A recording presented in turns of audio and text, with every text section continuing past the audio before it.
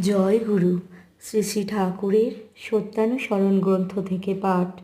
অনুতাপ করো, কিন্তু স্মরণ রেখো যেন পুনরায় অনুতপ্ত হতে না হয়। যখনই তোমার কুকর্মের জন্য তুমি অনুতপ্ত হবে, তখনই পরমপিতা তোমাকে ক্ষমা করবেন। আর ক্ষমা হলেই বুঝতে পারবে তোমার হৃদয়ে পবিত্র সান্ত্বনা আসছে।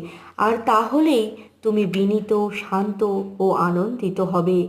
যে অনুতপ্ত হয়েও পুনরায় সেই প্রকার দুষ্কর্মে রত হয়, বুঝতে হবে সে সত্তরই অত্যন্ত দুর্গতিতে পতিত হবে। শুধু মুখে মুখে অনুতাপই নয়, ও আরও অন্তরে অনুতাপ আসার অন্তরায়। প্রকৃত অনুতাপ এলে তার সমস্ত লক্ষণই অল্প বিস্তর প্রকাশ পায়। জয়গুরু। অর্থাৎ আমরা যদি মুখে অনুতাপ করি তাহলে কিন্তু হবে না, আমরা অন্তর থেকে অনুতাপ করতে হবে এবং পরমপিতার কাছে যদি আমরা ক্ষমা চাই, তবেই তিনি আমাদের ক্ষমা করবেন।